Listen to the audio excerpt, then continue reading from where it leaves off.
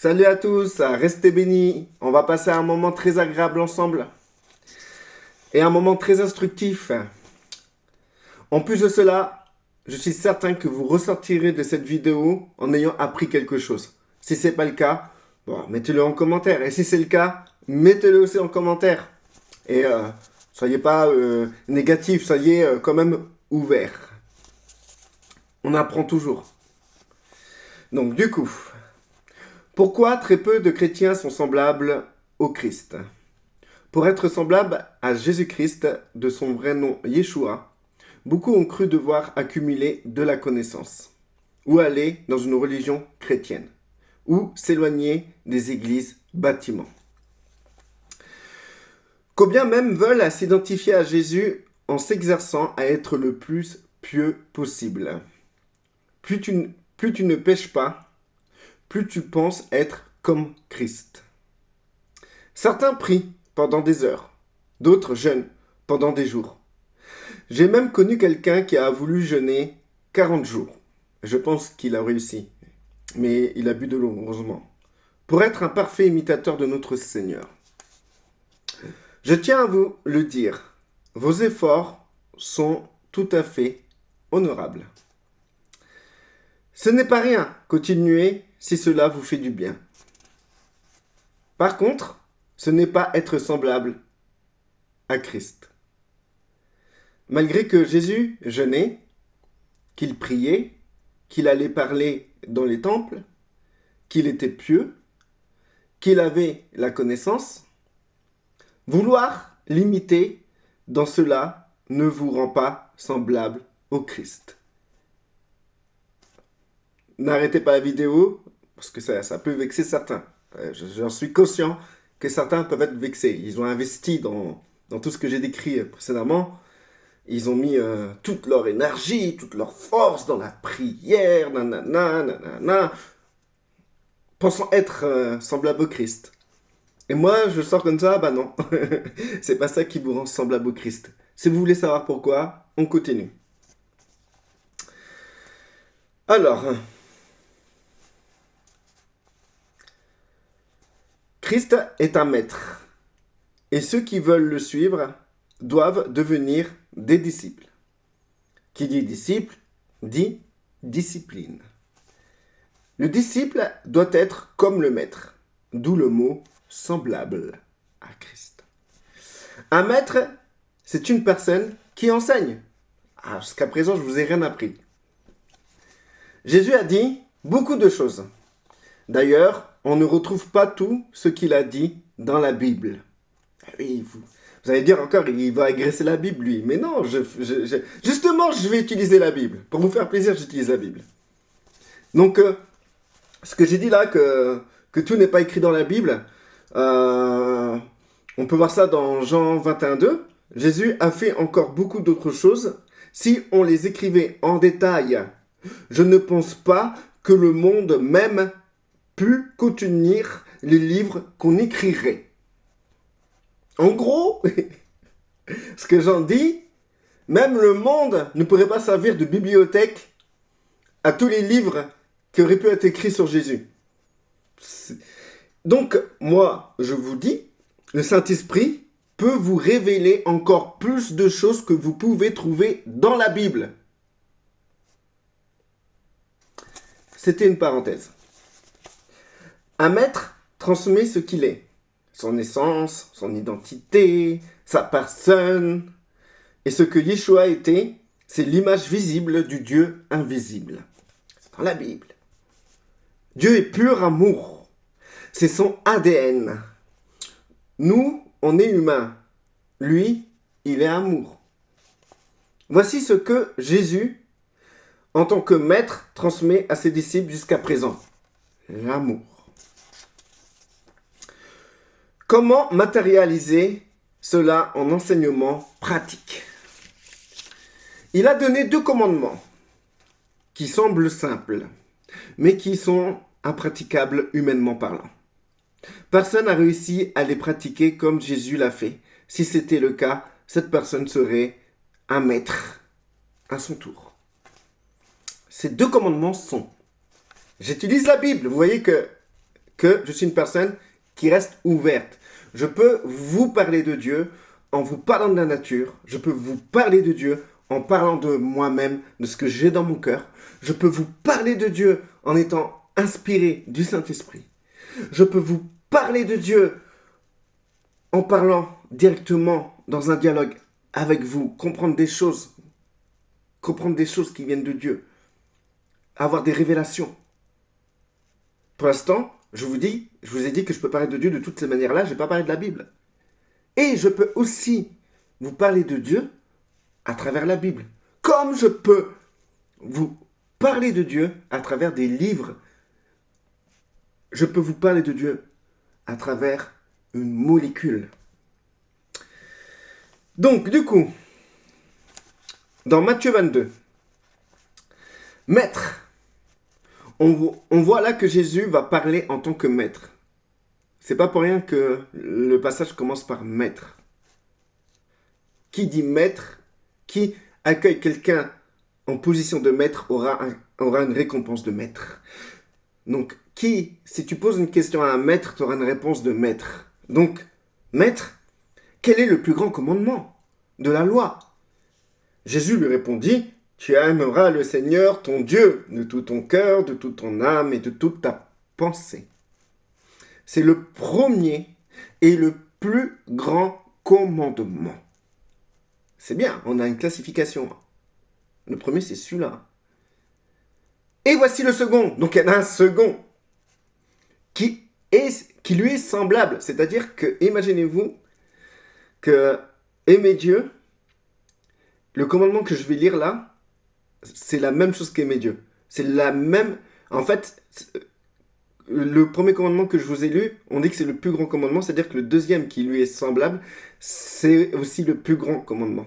Donc vous pouvez considérer ça comme le plus grand commandement. D'accord? Tu aimeras ton prochain comme toi-même. De ces deux commandements dépendent toute la loi et les prophètes. De ces deux commandements dépendent tout ce qui est écrit dans la Bible. Pour moi, c'est clair. Je prends ces deux commandements-là et je vais travailler toute ma vie sur ça. Toute mon existence sur ça. Tout mon être, tout mon comportement sur ça. Et je sais qu'en travaillant sur ça, c'est comme si je travaillais sur toute la Bible, sans la lire, frères et sœurs. Mais vous pouvez la lire. Et si vous avez la flemme de la lire, c'est pas un péché. C'est pas parce que vous n'avez pas envie d'être avec Dieu, mais parce que vous avez besoin de recevoir des choses de Dieu d'une autre manière. Il existe des multiples manières de recevoir de Dieu, pas seulement à travers la Bible. Les deux commandements là, frères et sœurs, dépendent de toute la loi et les prophètes. C'est-à-dire, toute la loi et les prophètes sont résumés en ces deux commandements-là. Toute la Bible est résumée en ces deux commandements-là. C'est énorme. Écoutez la suite. Jean 13.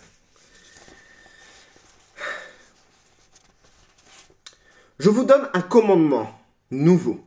Donc on rejoint le deuxième commandement qui est le plus grand, parce qu'il est semblable au premier qui est le plus grand commandement. Écoutez bien.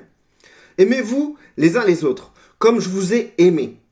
Vous aussi, aimez-vous les uns les autres. À ceux-ci, tous connaîtront que vous êtes mes disciples. Si vous avez de l'amour les uns pour les autres.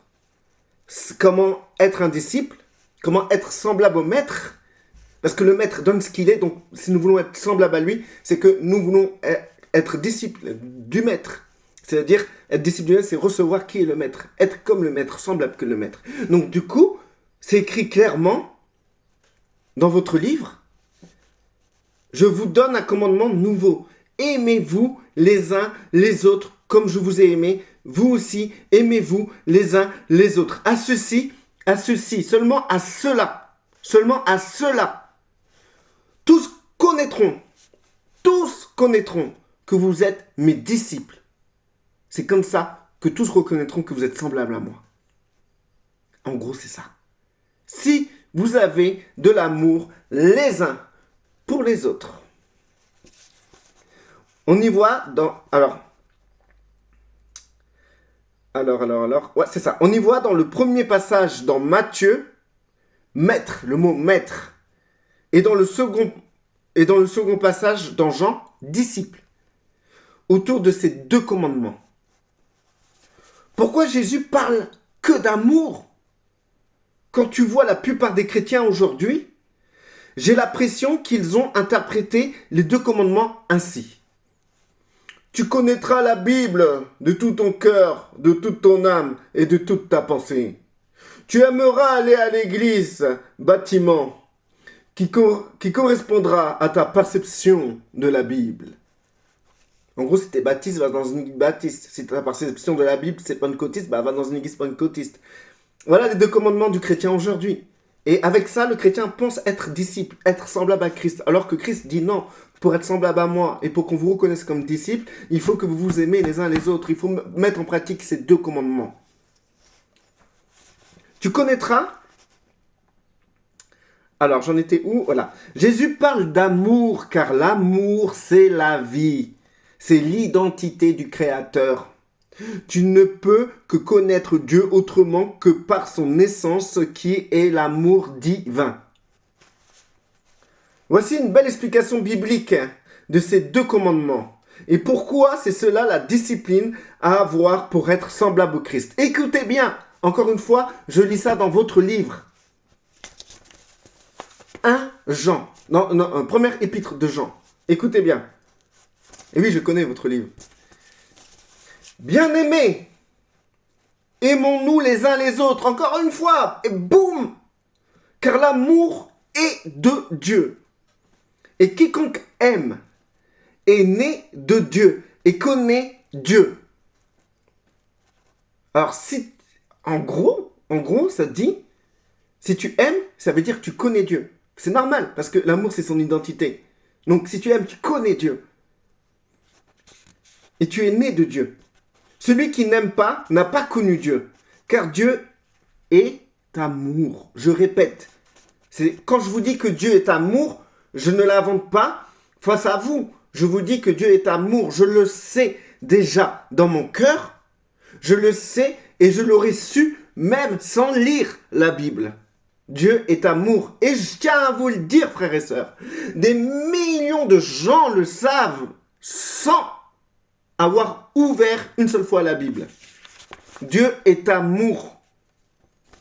L'amour de Dieu, l'identité de Dieu, l'amour, l'identité de Dieu, l'amour a été manifesté envers nous en ce que Dieu a envoyé son Fils unique dans le monde.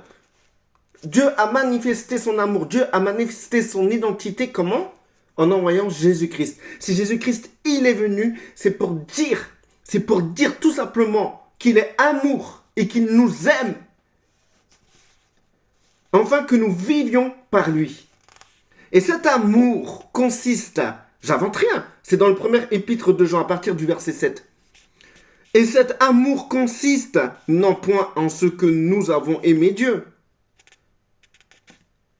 non point parce que vous avez eu un sentiment d'amour envers Dieu. Ça, c'est ma version. Mais en ce qu'il nous a aimés. C'est lui qui nous a aimés.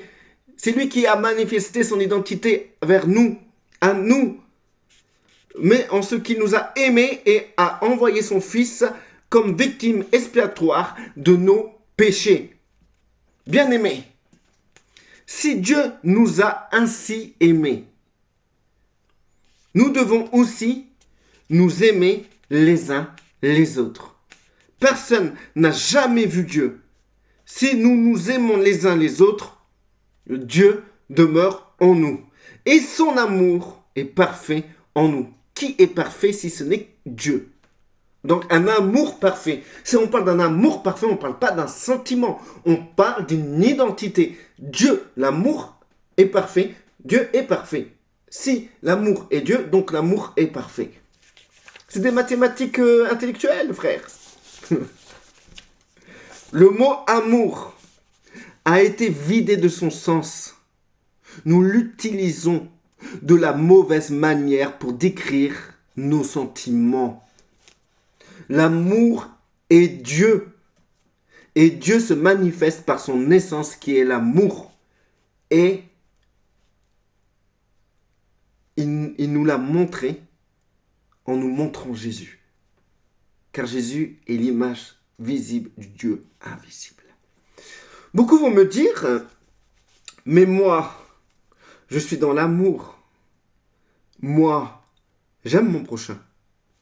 Moi, j'aime mon frère.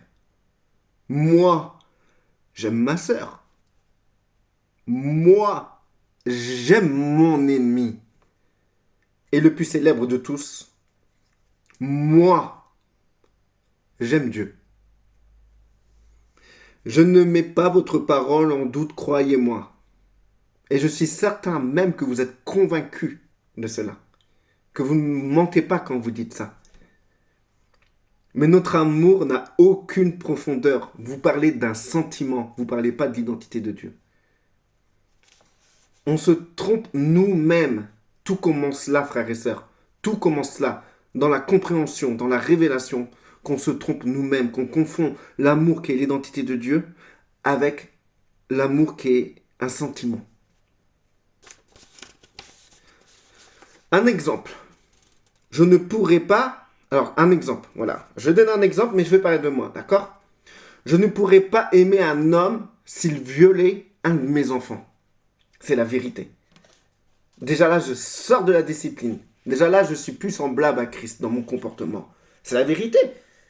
Je ne pourrais pas aimer un homme, un individu, s'il a violé mon enfant. Et si jamais je dois l'aimer, il me faudra du travail et beaucoup de temps. Eh oui, frères et sœurs. C'est une folie d'aimer une personne dans la logique de notre ego. C'est une folie d'aimer une telle personne. Une folie totale. Ah ouais, le gars, il a violé ta fille. Et toi, tu l'aimes. Tu veux lui faire du bien. Mais t'es taré dans ta tête. Oui. Il y a très longtemps, avant vraiment que je me consacre dans le Seigneur, avant que je dévore la Bible dans tous les sens, j'ai lu la Bible d'après Satan. Et justement, dans la Bible d'après Satan, ils argumentent sur ça. Ils disent, mais quel Dieu vous obligerait à vouloir faire du bien à un homme qui a violé votre enfant? Quel genre de Dieu que ça peut être? Vous forcez à faire ça. Mais c'est affreux. Et dans la Bible d'après Satan, il jouait sur ça en fait. Il jouait sur l'amour du Christ en fait. Il rigolait sur l'amour du Christ.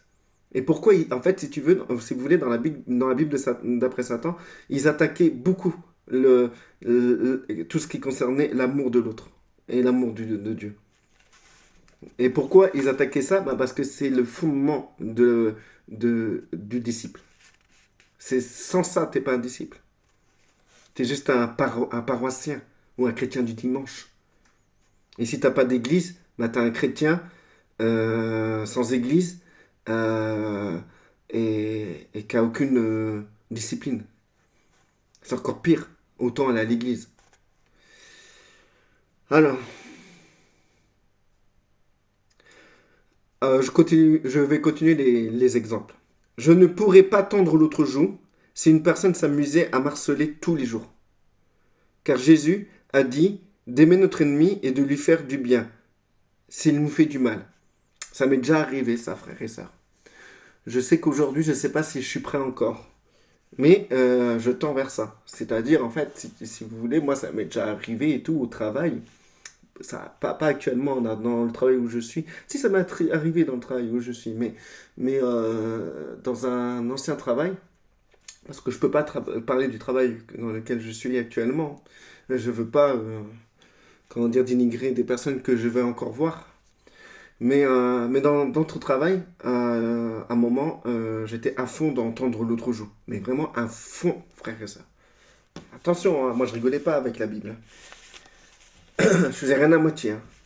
Et du coup, j'y allais comme un bon pharisien qui veut pratiquer la loi, les règles. Et il y a un gars, il a vu ma faiblesse, donc du coup il a profité, il me manquait de respect, il me prenait vraiment pour une merde. Et il me salissait derrière mon dos, tout ça. C'était vraiment lourd comme ambiance, très lourd. Et moi, je priais le Seigneur, je disais, Seigneur, voilà, moi je fais rien, je réagis pas, je reste cool, je le bénis, nanana, mais fais quelque chose qu'il arrête. Le lendemain, ça continuait, et encore, pendant une semaine, 2 semaines, 3 semaines, un mois, 2 mois.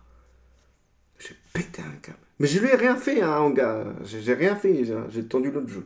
Mais dans le privé, dans le secret, avec Dieu, j'ai pété un câble contre lui. J'ai dit, mais qu'est-ce que t'attends? Mais qu'est-ce que t'attends pour réagir? Regarde, je tends l'autre joue, tout ça, et ça continue, ça s'arrête pas. Ça s'arrête pas. J'ai craqué, quoi. J'ai craqué, j'ai même tapé contre le mur. J'ai dit, c'est pas possible, j'avais les nerfs, les nerfs. Et devant lui, j'étais bien, je faisais le bon chrétien, et à la maison, j'étais tout pas bien. Et c'est ma femme. Mais moi, je m'en prenais pas à ma femme, hein, détrompez-vous. Heureusement qu'elle était là, elle est très douce, ma femme. Heureusement qu'elle est douce, d'ailleurs. Mais elle voyait que j'étais pas bien, elle voyait que j'étais fermé. C'était affreux. J'ai fait une dépression. Voilà. Résultat, j'ai fait une dépression que j'ai dû calmer à la bière. Donc, du coup, voilà le résultat de ton autre jour pour moi. Ça a été une sale expérience, quoi, en fait. Et aujourd'hui, si quelqu'un me colle encore comme ça pendant 2 mois, tous les jours, il harcèle. Tous les jours, vraiment, vraiment, tu te sens comme la pire des merdes. Hein. Vraiment, ça arrive à... Rien que le regard, quoi, tu vois. Ben, franchement, aujourd'hui, je sais pas si j'y arriverai. Personnellement. Peut-être je changerai de travail. Donc, du coup... Alors, je continue les exemples. J'aime Dieu et j'aime le servir. Mais je crois que ma motivation partirait en fumée si jamais je perds ma femme et mes enfants dans un accident. Que Dieu garde ma famille, que Dieu bénisse mes enfants, que Dieu bénisse ma femme. Et je vous demanderai de prier pour nous. Oui, priez pour nous, pour que nous soyons bénis. Parce que plus il y a de frères et de sœurs qui prient, plus on est béni. Et quand je dis béni, ça ne veut pas dire que genre on est riche, on réussit dans la société. Non, c'est que on est en paix. Il y a la paix. Il y a rien. En fait, il y a rien qui va venir nous perturber. Tu vois, c'est ça, c'est ça être béni. Tu vois, c'est savoir avoir un équilibre. Tu vois, parce que si dans ta vie t'as que des épreuves, c'est tellement déstabilisant, frères et sœurs. C'est tellement déstabilisant. Humainement parlant, c'est déstabilisant. Et tu peux pas être un disciple au milieu de plein d'épreuves quotidiennes comme ça. C'est pas possible. C'est très difficile, frère et sœurs. Donc du coup, là, ouais, l'exemple là, il est fort, quoi. C'est vrai que là, par exemple, là, je suis là, je vous parle et tout. Je suis joyeux, je rigole, je vous partage ma positivité, ma joie. Mais imaginons, il m'arrive un truc comme ça. Je sais même pas si je vais continuer à faire des vidéos. Je serai... je sais pas, mais c'est terrible. Comment la vie peut changer. Du jour au lendemain, du jour au lendemain. Toi, t'es là, t'es content, tu vas évangéliser dans la rue, tout ça. Tu dis, voilà, Dieu est bon, il t'arrive un truc de fou. Est-ce qu'on va te revoir dans la rue, quoi, en fait? Si oui, au bout de combien de temps? Est-ce que tu auras la même joie? C'est très dur, frères et sœurs. Ne croyez pas que c'est facile d'être un disciple du Christ. Ne croyez pas que c'est simple. Et d'ailleurs, je pense que je ne l'ai pas mis dedans, mais Dieu nous garde. Que Dieu nous garde des épreuves dures comme ça. On n'est pas prêt. Moi, je ne suis pas prêt. Hein. Moi, je dis clairement au Seigneur, je ne suis pas prêt. Voilà. J'ai besoin de grandir. J'ai besoin de me fortifier encore avec lui. Comment dire, que sa présence grandisse encore en moi. Que le Saint-Esprit puisse se faire un corps en moi dans lequel il peut se mouvoir dans la matière à travers moi. Et là, c'est quelque chose. Si je suis là en train de vous parler, c'est que j'ai quelque chose à vous donner. Et ce que je vous donne, c'est la conscience d'où vous en êtes. La conscience de qui vous êtes. La conscience de comprendre que vous êtes nus. On est nus, frère, on a besoin d'être vêtus. Et moi, je suis là pour ça. Je suis là pour vous expliquer ces choses-là. Je suis pas là pour vous dire, oh, vous êtes des bons chrétiens, nanana, nanana, vous faire des enseignements de la Bible pour vous en mettre encore plein dans la tête. Non, je suis là pour que vous courez dans les bras du Père tellement que vous êtes en panique. Alors,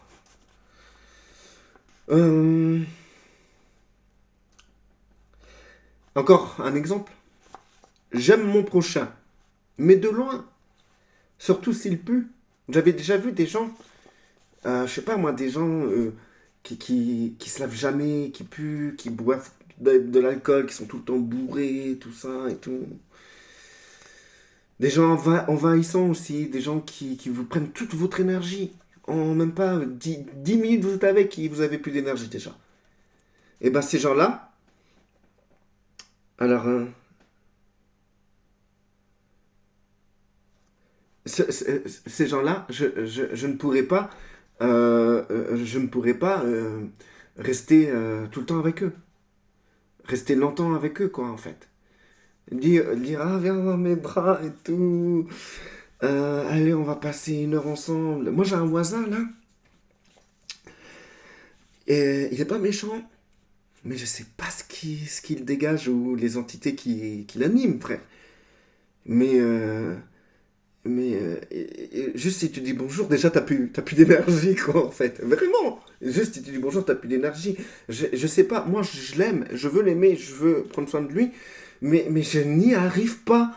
C'est trop fort, il y a un truc qui. Il est pas laid, il sent pas mauvais. C'est un homme normal, mais je sais pas, j'ai envie de fuir quand je le vois. Il dégage quelque chose c'est comme un gouffre, en fait. Comme si, genre, tu t'engouffres en lui, quoi, en fait. C'est incroyable. Tu sens, je sais pas. En plus, moi, je suis hypersensible. Donc, ça veut dire que je ressens les émotions des autres. Et je ressens aussi comment dire, je ressens des choses quand je vois des gens. Et c'est amplifié quand t'es hypersensible. Et du coup, là, frère, wow, c'est un truc de fou.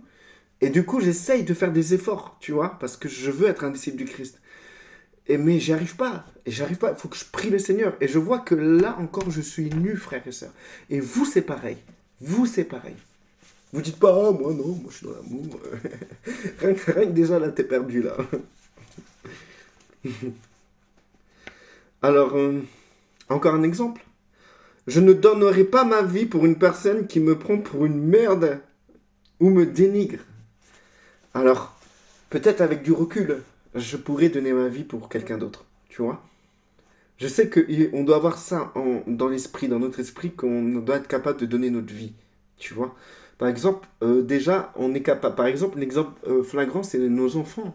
Moi, s'il y a quelqu'un qui vient agresser mon gosse avec un couteau, je vais protéger mon gosse. Tu vois, même si, j'arrive au niveau où je dois tendre l'autre joue.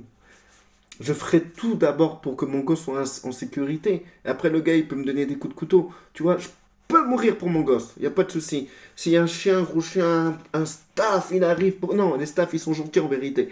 Mais un méchant chien, il arrive et tout. Il arrive, il croque mon fils et tout. Moi, je mets ma main dans sa gueule, tout. Ah, je lui mords sa langue. Ah ouais, je peux être mauvais, quoi, en fait. Et du coup, comment dire, oui, je suis capable de donner ma vie pour les gens que j'aime, vraiment, pour ma mère, pour mes frères et tout. Oui, oui, avec un peu de réflexion pour certaines personnes de ma famille, mais pour mes enfants et ma femme, ça, je réfléchis pas. Maintenant, pour des amis, alors là, franchement, écoutez, un exemple. T'as un ami, c'est un fouteur de merde tout le temps, il va quelque part et quand il boit, il fait le show, tu vois. Et tu lui dis, arrête, parce que si tu t'envoies quelqu'un, je ne vais pas te défendre. Donc tu vas te calmer, parce que j'en ai marre que j'ai des problèmes avec toi, t'arrêtes. Ok, tu sors avec lui, je sais pas moi, tu sors en ville, n'importe où, ça peut être n'importe où, une soirée, mariage, tout ce que tu veux. Et le gars, il boit, et puis il voit quelqu'un qui passe, et il s'embrouille avec. Il s'embrouille avec, nanana, et le gars, il sort un couteau. Tu fais quoi, frère? Ah ouais, bah ouais, tu vas le défendre, tu vas le défendre. Et bien sûr, tu vas essayer de défendre et tout, mais est-ce que vraiment tu vas mourir pour lui? Que tu sais qu'à chaque fois il le fait exprès. Beaucoup de gens vont dire, oh, bah oui, moi je suis prêt à mourir pour lui. Alors je te pose la question, frère. Sœur, est-ce que tu es prêt à mourir pour moi? Si tu es prêt, un jour j'ai une embrouille, je t'appelle. Mets-moi en commentaire si tu es prêt. Comme ça, je peux t'appeler le jour où j'ai une embrouille. Alors, il suffirait que je me lève du mauvais pied, encore un exemple, ou que je sois fatigué, ou une histoire d'hormones pour les femmes, pour que je hais tout le monde. Eh oui, frères et sœurs, c'est déjà arrivé. Hein. Moi, par exemple, hier, un exemple flagrant, hier, je sais pas qu'est-ce qui m'est arrivé. J'avais pris vous voyez le gingembre sucré.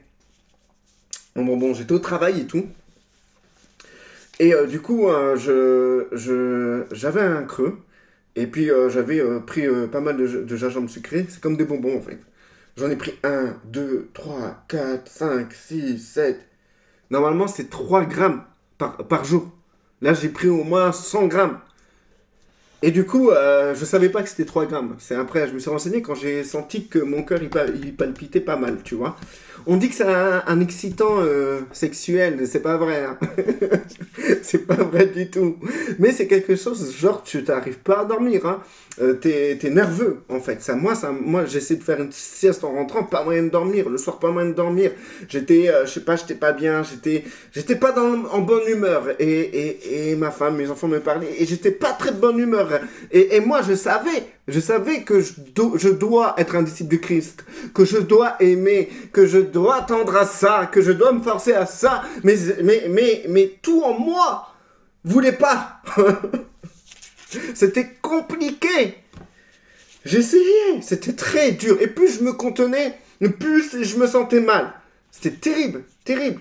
Ça va vite. En fait, dans le cerveau, on a un cerveau. Et vous savez qu'il suffit qu'il n'y a pas la bonne hormone que tu es mis à l'épreuve. Hein. Tu n'as même pas besoin que tu as des choses extérieures qui viennent te mettre à l'épreuve. Hein. Il y a juste un dérèglement dans ton cerveau, c'est fini. Hein. Donc, des exemples, et il y en a plein. Alors, écrivez en commentaire des exemples qui vous empêcheraient d'aimer votre prochain et votre ennemi comme vous-même. Soyez sincères. Cela va vous faire du bien. Et vous allez voir que cela va aussi aider des gens. Parce qu'on en a marre. On en a marre des hommes de Dieu. On en a marre des bons chrétiens. On en a marre des gens qui connaissent les Écritures. On en a marre de ceux qui disent « il est écrit ». On en a marre des gens qui prennent la Bible pour vous reprendre. On en a marre. On veut des êtres humains qui dépendent totalement de Dieu à chaque seconde de leur journée. Parce que c'est des gens qui sont faibles, des gens qui ont besoin que Dieu les porte. Parce que si Dieu ne serait pas là, ça fait longtemps qu'on serait en prison. On veut des vrais hommes, des vraies femmes qui parlent de leur douleur, de leur galère, et comment ils doivent s'accrocher à Dieu pour éviter de péter un câble ou de faire une dépression nerveuse. Alors, les 2 commandements semblent faciles en surface, mais en profondeur, l'humain est loin d'y parvenir. Prenons déjà le premier. Là, je vais parler du deuxième. Aime ton prochain comme toi-même. Là, on va parler du premier. Aime Dieu de tout ton cœur, le Seigneur ton Dieu de tout ton cœur, de toute ton âme, de toute ta pensée. Notre cœur est souvent ailleurs que dans le Seigneur. J'ai fait une rime en plus. Certains diront, mais si, mon cœur est entièrement dans le Seigneur, Olivier, qu'est-ce que tu racontes? Tu dis n'importe quoi, comme d'habitude. Ok, bah moi je te dis, vends ta maison, ta voiture, puis donne l'argent aux pauvres de ton assemblée et vis dans un appartement. L'abbé Pierre, bourgeois qu'il était, l'a fait. Tous les premiers chrétiens l'ont fait. Vous vous êtes jamais demandé pourquoi les premiers chrétiens, ils ont vendu toute leur propriété. Et après, ils ont distribué l'argent à ceux qui en avaient le plus besoin. Mais pourquoi ils ont fait ça? Pourquoi? C'est bête. Ouais, c'est bête. Regardez les chrétiens aujourd'hui. Ils prient Dieu pour avoir des maisons et des propriétés. C'est tout le contraire d'aujourd'hui. C'est tout le contraire des premiers chrétiens. Franchement, je comprends pas. Il y a un contraste là, il y a quelque chose qui va pas là. Il faudrait que j'épluche cela, que je demande au Seigneur de me révéler. De me révéler parce que c'est pas écrit dans la Bible pourquoi ils l'ont fait. Il y en a même deux qui sont morts. Attends, les gars, ils vendent leur propriété. Hein? Ils vendent leur propriété. C'est pour ça que je me demande, la Bible, elle doit être trafiquée sur des endroits, parce qu'elle se contredit totalement, tu vois. Il y a des endroits où ça se contredit, violent. Oh, attention, hein. M'insultez pas parce que j'ai dit, peut-être dans la Bible, il y a eu du trafic. Hein. Me contredisez pas. Parce que pour me contredire, il faut que vous me donniez les écrits originaux. Il n'y en a aucun. À part Isaïe, je crois. Bref. Je disais donc que je sais plus ce que je disais en fait. Bon. Oui, voilà. Je parlais des premiers chrétiens et leurs chants. Et qu'il y en a deux qui sont morts. Et ben en fait, les gars, ils ont vendu leur terrain. Ils ont gardé la moitié pour eux. Ils ont donné la moitié pour des pauvres. Et le Saint-Esprit, il va les tuer parce que soi-disant, ils ont menti. Frère, dedans, il y a des choses qui clochent quand même. Parce que des chrétiens qui mentent. Même dans les assemblées, il y en a plein. Ils sont pas morts. Hein. Et leur mensonge est beaucoup plus grave.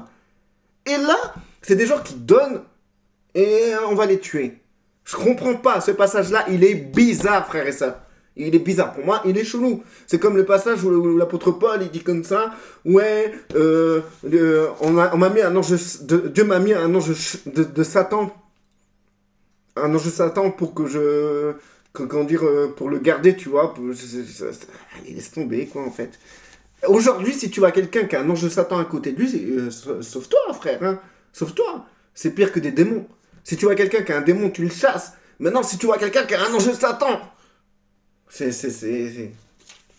Frères et sœurs, c'est comme si moi je venais vers vous et je vous dis, écoutez-moi. Croyez-moi. J'ai un ange de Satan auprès de moi. Dieu m'a mis un ange de Satan auprès de moi pour que je puisse pas m'enorgueillir. Inquiétez-vous. Bref, il y a des choses quand même, frères et sœurs. Il y a des choses qui... Il y a des choses qu'on peut prendre dedans. Il y a des choses... Ok. Il faut vraiment contacter le Saint-Esprit. Hein. Il est là. Mais bon, j'en reviens à l'enseignement. Donc, et aussi, Ananias et Saphira, là, ils sont morts. Ils ont vendu leur terrain. Eux, aujourd'hui, t'as des chrétiens qui mentent et qui prient Dieu pour qu'ils puissent acheter des terrains. Attends comprendre, c'est le monde à l'envers. Hein. Si Ananias et Saphira, ils auraient acheté des terrains, peut-être ils seraient encore en vie aujourd'hui. Bon, si pour toi ça coince, dis-toi que là où est ton cœur sera ton trésor.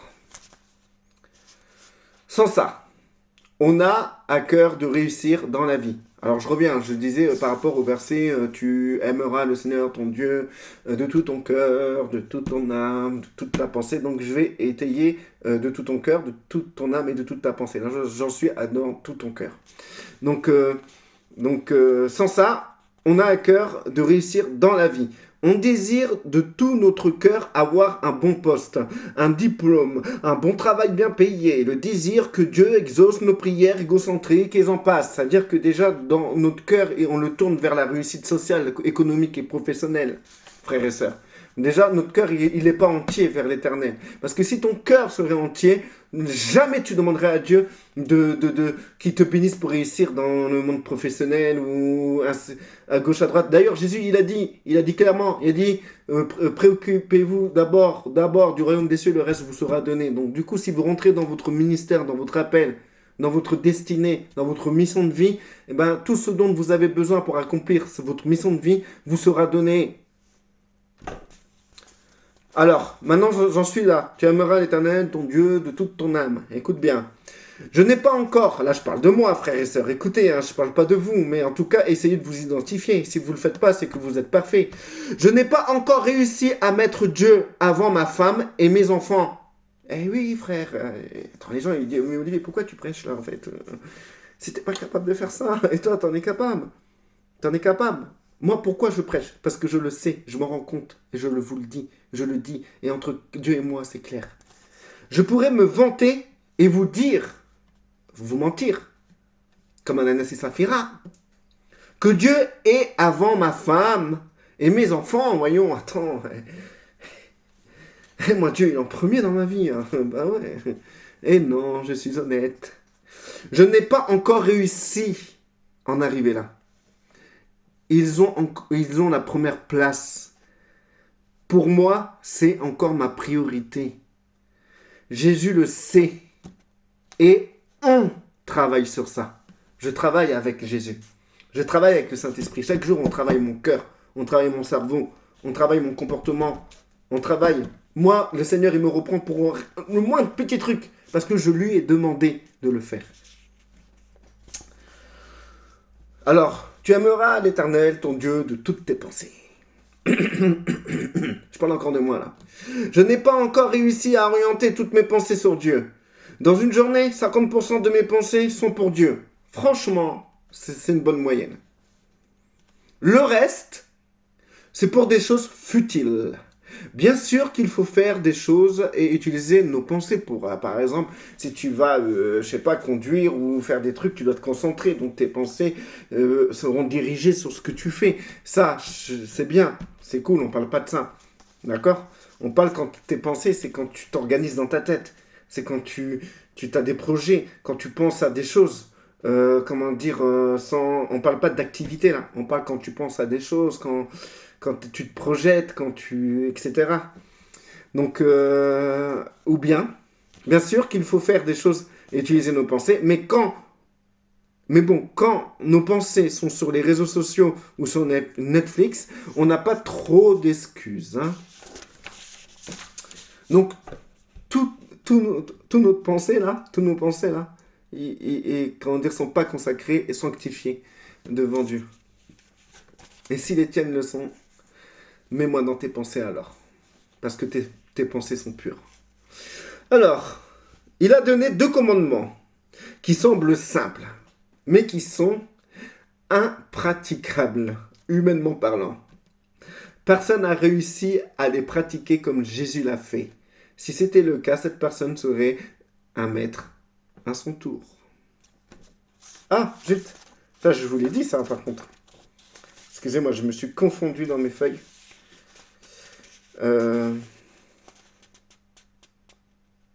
Voilà, j'en suis là. C'est bon. Alors, certains diront... Ah non, ça, j'ai lu. Alors, je suis vraiment désolé. Ah voilà, c'est ça. Je crois que beaucoup peuvent s'identifier si ce n'est pas tout. Tous, si ce n'est pas tous. On est loin d'être dans la discipline de l'amour pour Dieu et son prochain. Cela demande du temps et un travail en profondeur. Un travail en profondeur. Même psychologique. Il y a des gens, on a tous des troubles psychologiques. Il faut traiter ça aussi. Le but, ce n'est pas de réussir à 100%, mais de tendre vers cela le plus possible.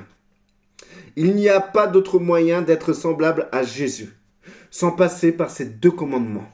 Pourquoi je me dis être disciple de Christ aujourd'hui, moi? Pourquoi je me dis d'être sanctifié? Parce qu'en fait, chaque jour, mon objectif, c'est de tendre à ces 2 commandements. C'est de tendre. Et quand j'échoue, quand je chute, je me ressaisis et je répare et je continue à tendre.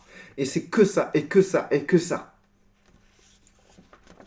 Chaque jour, alors j'en étais là, ouais. Chaque jour est un terrain pour manifester Dieu dans cette façon le plus possible. Chaque jour, on échoue, c'est vrai. Partageons ensemble nos échecs et apprenons sans jugement de l'autre.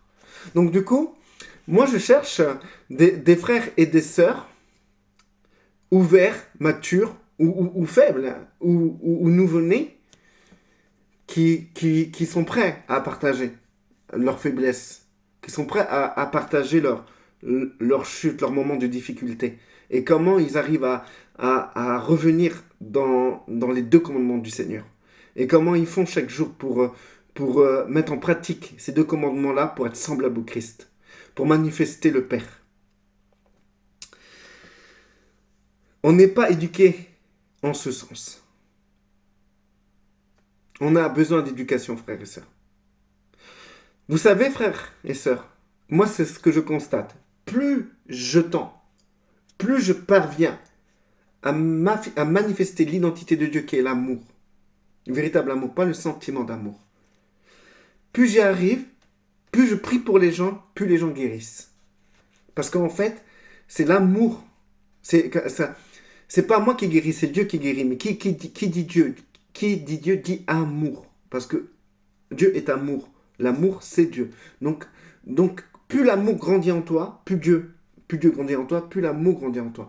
Donc, c'est plus ta communion avec le Père est intime et forte, plus l'amour grandit en toi et devient forte parce que c'est la manifestation de Dieu. Et quand tu pries, il y a des guérisons. Tu n'as pas besoin d'avoir un don quelconque, c'est juste la manifestation de Dieu, cet amour qui se libère dans la matière. Et d'ailleurs, Jésus-Christ, notre Maître, c'est ce qu'il a fait. Il allait de lieu en lieu guérissant tous ceux qui sont sous l'emprise du mal. Et il a fait ça, c'est pas lui, dans sa chair qui a fait ça. C'est l'identité de Dieu qui est en lui. C'est l'amour. C'est l'amour qui a guéri les gens que Jésus a imposé les mains. C'est l'amour qui a guéri les gens. C'est l'amour qui a délivré les gens. Alors, sache que si tu as compris ce message, tu as pris conscience de ta nudité. Parle-en au Père et supplie-le de te faire voir le vrai fondement de ton amour. Car l'ego, c'est aimer. Mais c'est un amour vide de l'essence de Dieu.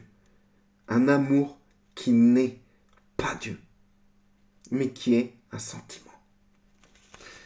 Sois vrai, car si tu ne te débarrasses pas de cet amour qui vient du sentiment de l'ego, tu seras dans le faux et dans le moindre conflit. Ce sentiment qui vient de la chair deviendra de la haine. Et je l'ai vécu. Et d'ailleurs, encore une fois, si des personnes ont vu ma haine, c'est parce que je les ai trop aimés dans mon ego. Et cet amour que j'ai dégagé n'était pas l'amour de Dieu.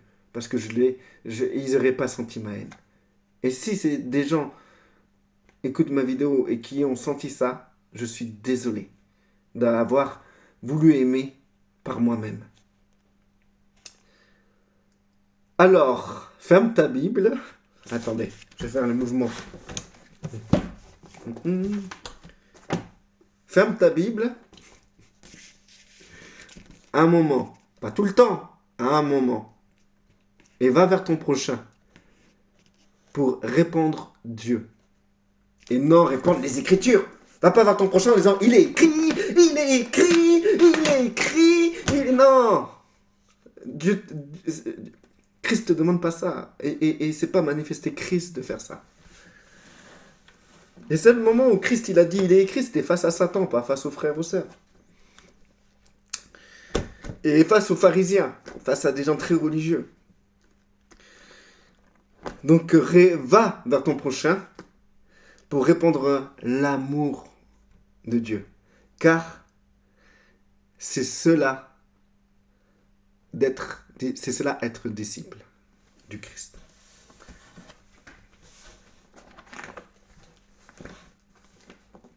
Il est écrit,